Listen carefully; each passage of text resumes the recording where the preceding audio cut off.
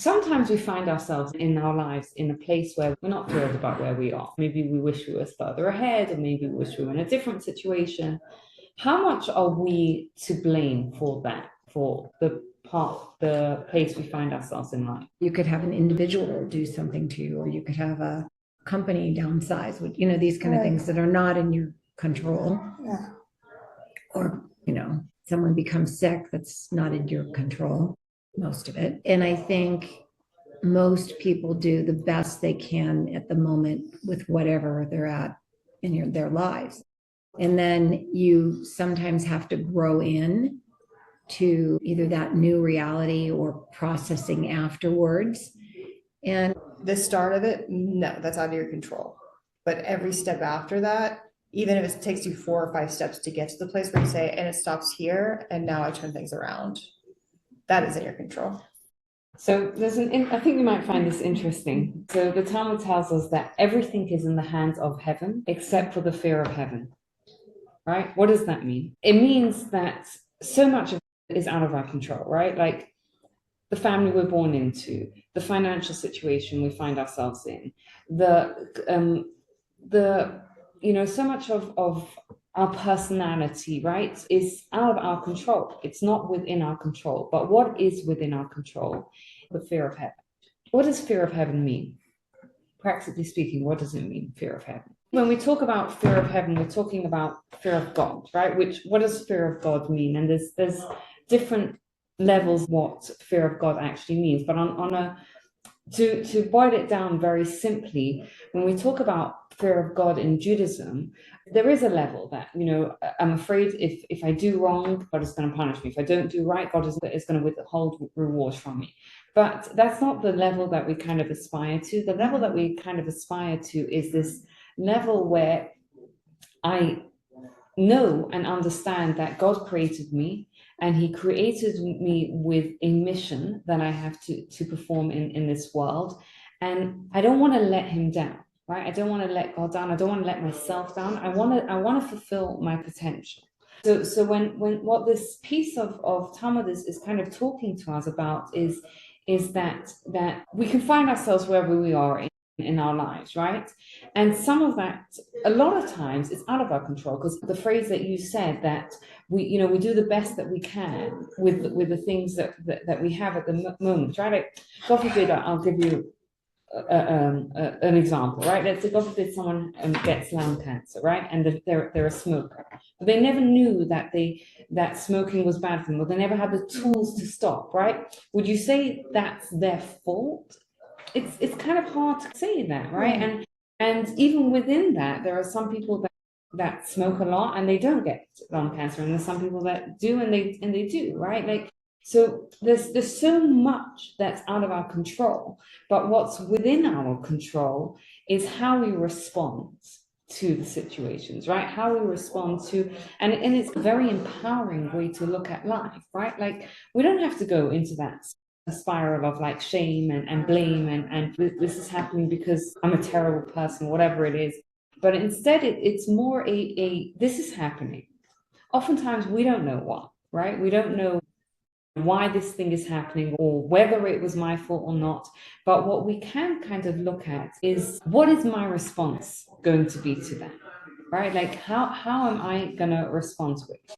So with that being said, with that kind of introduction, I'm going to pass out these papers. And who would like to read, please? Thank you. He would also say, if I'm not for myself, who is for me? And if I'm only for myself, what am I? And if not now, when? Shammai would say, make your Torah study something fixed. Say little and do much, and receive everyone with a pleasant face. Okay, so this is Hillel. Who was Hillel? I'll tell you a little bit of a story about Hillel. So one Friday afternoon, he's busy getting ready for Shabbat. He's taking a bath, and someone comes in and pounds on his door, right? So he jumps out of the bath, he puts the bathrobe on, and runs to open the door and says, what can I do to help you? And he asks him some like out there question, right? Like, why do, I don't remember the question, why do the people that live in this region have flat feet? So Hillel takes the time to calmly answer him and tell him the answer. And then he says, is there anything else I can help you with? And he says, no, I'm good. And he leaves. Hillel goes back into the bath. A few minutes later, pounding on the door again. And he gets up the bath, runs downstairs to open the door and see what's going on. And again, he asks him like some pathetic question, right? So Hillel takes the time to calmly and patiently respond to him. And is there anything else I can do for you? And the man's like, no, I'm fine. And he goes back into the bath, and Hillel, this again, pounding on the door. He comes back down, opens up the door, same man there. And he says, at this point, Hillel's calm, but the other man is getting a little bit frustrated. And he says, I wish there were less people like you in the world. So Hillel's, what do you mean? What's going on? So he says, because of you, I lost 400 dinars. Like, he lost money. So he says, tell me, what do you mean? Tell me what's going on. So he says, I had a bet with a friend that I could make you lose your patience. Right? I could get you angry. I had a plan. I would come on Friday afternoon. I knew you'd be getting ready for Shabbat. I would ask you pathetic questions. I would just irritate you, and you would lose your temper with me. And every single time you come and you're patient and you're calm and you haven't lost your patience. And Hillel says to him, you know what? It's better that you lose that money than I lose my patience, which I think teaches us a little bit about who he was as a person. He was someone who was excruciatingly patient, calm and patient and loving towards other people, right? So what does he say? He says, if I am not for myself, who is for me? Now, I think what he's kind of teaching us here is that a lot of times in life, we want accountability. We want someone else to help us out, right? What do you guys think about that? Accountability, is it good? What's your thoughts? Accountability is very good. I think accountability is fundamental. I think we all make mistakes, but if you can't be accountable for them, and sometimes they hurt other people, the people who it's always somebody else are never really very happy, right? When you blame somebody else. And I think, again, it comes back to having humility about yourself. It's not excusing it, but I think being accountable is very important, because if you aren't accountable, what do you really stand for? And I think also what he's kind of saying here is that piece that you just said is that we have to take that accountability. You see this with kids, like, why did you do that? Because they made me do that, right? Why did you take his toy? Because he took my toy or whatever, right? Like, yes, that caused you to get frustrated, but at the end of the day, you made a choice, right? And he's making the point that we have to take responsibility for ourselves. Yes, it's great to look for support from other people and to have like-minded friends and mentors and people that we can rely on for support, but it has to start with ourselves, right? It has to start with our own taking responsibility and saying, I'm taking responsibility for this. It's interesting because, like, my husband and I sometimes have this conversation. I'll be like, oh, I want to start eating healthy. And he'll be like, how can I help you? And there's a part of me that's like, well, you should do X, Y, Z. But there's a big part of me that knows that unless I'm committed to it, nothing he says is gonna help. And I think this is the kind of the point that that Hillel is making, is that we need to take that accountability for ourselves. No one else is going to turn around and do the things that we need to do for us, right? People might help but it has to start with taking a responsibility for ourselves. And it's interesting because I think particularly when it comes to our spiritual goals, right? Because when it comes to physicality, our body's pretty good at reminding us of what we need, right? It reminds us when we're hungry, it reminds us when we're tired, right? It reminds us of all the different needs that we have. But when it comes to our spiritual needs, if we're not self-motivated and if we're not driven to become better people and to grow spiritually, it's very, very easy for it to fall off our radar and to be something that just doesn't end up happening. So here, what he's saying is that if you're not for yourself, who is for you, right? Who is going to turn around and say, you should do this, or you should, right? Like, sometimes we have messages from other people, but unless we actually take that responsibility and that accountability for ourselves, then it's not going to happen. At the same time, he tells us, if I am only for myself, what am I, right? Which is what he's saying is that you can't just be for yourself. You have to think about other people. You have to be bigger than just thinking about like how am I getting through the day and my small needs. We have to be part of a community. We have to think about how we can contribute to the world around us. And finally, he says, if not now, when? So what's the problem with procrastination? Tell me. What's not the problem? Yeah, so many problems where you think you're gonna get something done by the end of the day, but procrastination happens, and then it's the end of the day, and you didn't get it done, then you feel bad. So it's a feeling bad and feeling like you didn't get it done, and then there's self-judgment, and that's bad too. There's like the guilt and shame Yeah. cycle associated with procrastination. Right. I think procrastination creates weight on you. Yes. It slows you down. Right, It's like- not just that you didn't do it, but I do think it has some kind of a drain on you. Like, because it's sort of that It's you creating that something in thing it. is still hanging out there. And it could be a Yeah. 5-minute task that since you procrastinated it, now took your entire day because the mental space took me so long. And what opportunities did I miss because I didn't do it right away? And I've seen this in real time with my business. When I have a thought to reach out to someone and I haven't spoken to them in a while, and so I'm nervous to reach out because I haven't spoken to them. I let them fall off or something. And I don't reach out. And then I wait, and I finally do it. Weeks later, I'll tell you, it's happened at least 75% of the time. We just went under contract on the house with someone else.